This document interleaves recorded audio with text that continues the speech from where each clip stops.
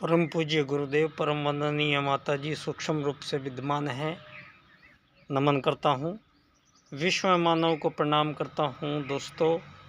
और आदिशक्ति माँ गायत्री प्राणों की देवी है और संपूर्ण प्राणियों में प्राण रूप से विद्यमान वो आदिशक्ति माँ गायत्री जो चिड़िया, तोते, हाथी, कबूतर, शेर, बंदर, मोर, मधुमक्खी, चींटियों को जीवन देती है और वही प्राण मानव को भी जीवन देते हैं।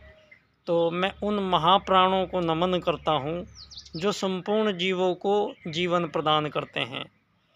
दोस्तों, यूँ तो जीवन हर किसी का बड़ा कीमती है, क्योंकि हर कोई एक आने वाली वो दिव्य आत्मा और विभिन्न प्रकार के 84 लाख प्रकार के जीव शरीर, ये इनमें सब में प्राण आदिशक्ति माँ गायत्री के प्राण हैं, जिसके कारण संपूर्ण जीवन मानव जीवन के साथ साथ इस धरती पर हिलोरे ले रहा है।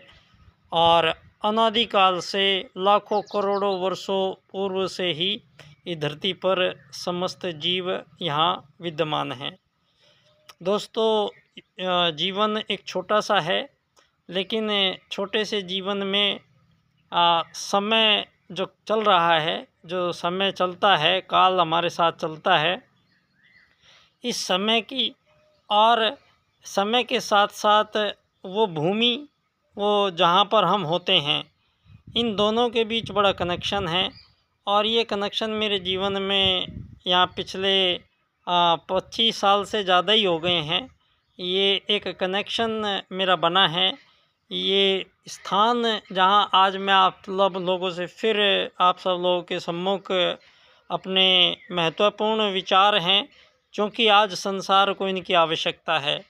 सारे संसार में सारे बुद्धिजीवी, सारे राजनेता, सारे धार्मिक संस्थान, सारे समाजशास्त्री और सब जीने वाले सभी मानव धरती पर, चाहे वो आज अपने मुखौटे किसी भी अलग अलग धर्मों के नाम पर भिन्नताएं मानवों के बीच प्रदर्शित हो रही है। और ये वो समय इस समय चल रहा है जहां अंतिम परमाणु विश्व युद्ध की तैयारियां धरती के लगभग सभी देश कर रहे हैं। और ऐसी ही परिस्थिति जानबूझकर हमारे भारत को भी उस आग में झोंकने का काम किया है। और इतना जघन्य अपराध कश्मीर में दोबारा से फिर हुआ है, जहां मानवों को धर्म पूछकर केवल गोली मार दी गई और उनको 26 लगभग वहां पर हिंदुओं को पुनः धर्म के नाम पर वहाँ बर्बरतापूर्वक तरीके से सारे संसार के सामने फिर एक मैसेज गया कि ये जो धर्मों के जो युद्ध, शोषण, वध, हत्याओं का ये लंबा सिलसिला चल रहा है, ये आज भी यथावत है।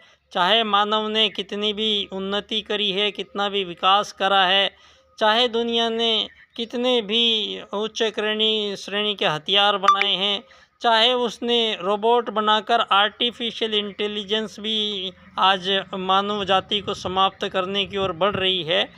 और ये सारा जो अनियमित तरीके से सारे संसार में विज्ञान भी अगर फैला है, तो विज्ञान का यहाँ पर विकास विज्ञान के द्वारा कम हुआ है, उसके बनस्पत विनाशकारी विज्ञान का दुष्परिणाम सारे संसार के सम्मुख है। आज मानव जातियों को इन 2500 वर्षों में इतनी विभेदता और विभिन्नताओं के बीच पाला पोसा जा रहा है कि मानव जाति एक ही प्रजाति के जीव हैं, ये मानने के लिए आज पूरा संसार तैयार नहीं है। और हमें उसी मानसिकता से जो 2500 वर्षों में ही धरती पर यहाँ कुछ महापुरुष आए हैं और उन लोगों ने अपने अपने मत के अनुसार इन धर्मों को बना दिया है और ये धर्मों के नाम रख दिए गए हैं। धर्म का कोई नाम नहीं होता है, लेकिन ये धर्म जो विषय है वो संपूर्ण रूप से किन्हीं भी क्रियाओं से रहित धर्म होता है। लेकिन धार्मिक कृत्यों में इन भिन्नताओं के कारण, पहनावे के कारण, उनकी भाषाओं के कारण और कुछ ये सारी जो मानवों के बीच कोई लुंगी पहनने से या टोपी लगाने से मानव प्रजाति भिन्न जीव हो जाते हैं, ये सारा का सारा जो सारे संसार के आज़ाद देशों के माध्यम से सारे संसार के मानवों के बीच जो आज की परिस्थितियां हैं, वो मानवों के बीच विभाजन और विभेद के कारण ये सारी दुनिया आपस में ही मानव वर्सेस मानव के पैटर्न पर चलाया जा रहा है दुनिया को, और सारी मानव जाति एक मानव दूसरे से यहाँ युद्ध, शोषण, वध, हत्याएं, आत्महत्याएं, विभत्स तरीके से मानव का कत्लेआम आज भी जारी है। तो दोस्तों, चूँकि मैंने पहले जिक्र किया, ये जो पावन भूमि है, ये जो पीछे एक छोटा सा आपको कमरा दिखाई दे रहा है, ये बड़ी पावन एक तीर्थ स्थान है। और ये पावन तीर्थ स्थान राजनीति के लिए है। आज जो सारी दुनिया में चाहे वो पश्चिम है, चाहे वो मुस्लिम कंट्रीज हैं, हिंदू, मुस्लिम, सिख, ईसाई, जैन, पारसी, बौद्ध, इतने तरीके के धर्म बन गए दुनिया में और सब मानव आपस में एक दूसरे के दुश्मन हैं। तो अब ये हमारे उस सनातन भारत का ये कर्तव्य बन जाता है कि ये 2500 वर्षों में जो बच्चे आए हैं, इन बच्चों ने यहाँ पर कुछ अज्ञान फैला दिया गया है इनके द्वारा। तो ये हमारा दायित्व और कर्तव्य बन जाता है कि उस सनातन भारत से जो लाखों करोड़ों वर्षों से मानव जाति को उच्च शिखर पर पहुंचाने का सारे संसार में उन लोगों ने मानव जाति को एक अद्भुत, अमूल्य मानव होने का, मानवीयता होने का और मानव के अंदर सामर्थ्य कितनी है, ये सब बताने का।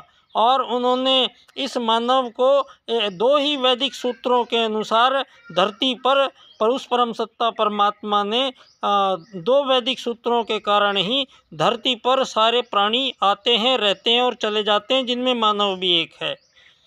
तो आत्मवत् सर्वभूतेषु और वसुधैव कुटुम्बकम, ये 2 वैदिक सूत्र हमें अनादिकाल से जब धरती पर पहली बार मानव आया है, तो ये भी बात इसमें आज बताने की आवश्यकता है सारे संसार को कि पिछले ये आपने 1500-2 हज़ार वर्षों में सारी मानव जाति को ये बताया है कि मानव जाति का आगमन मछली बंदर से होते हुए एक स्वाभाविक प्रक्रिया के अंतर्गत मानव बने हैं।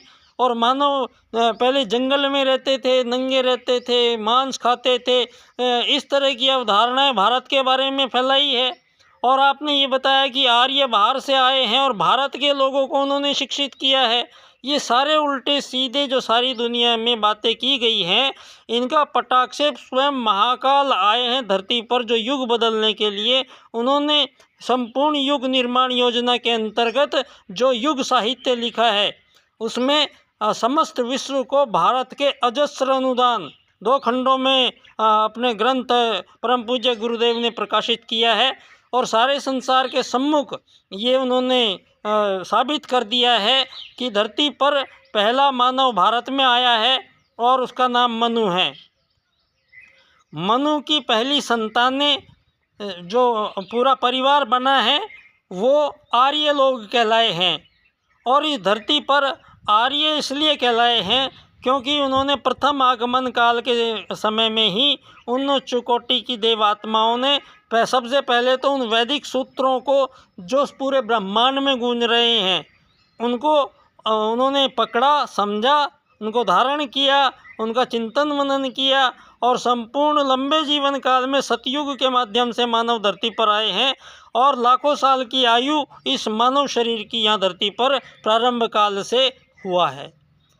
दोस्तों, ये उस आदि सनातन भारत के उन महत्वपूर्ण मानव आए जो धरती पर हैं, वो आर्य लोग थे। उन्होंने यज्ञ विज्ञान का आविष्कार करने के कारण उन लोगों को आर्य कहा गया।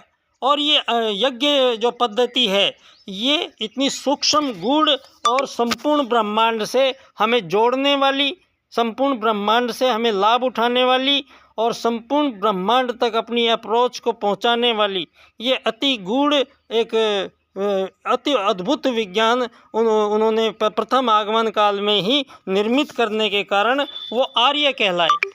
और धरती पर आर्य ही प्रथम मानव हैं।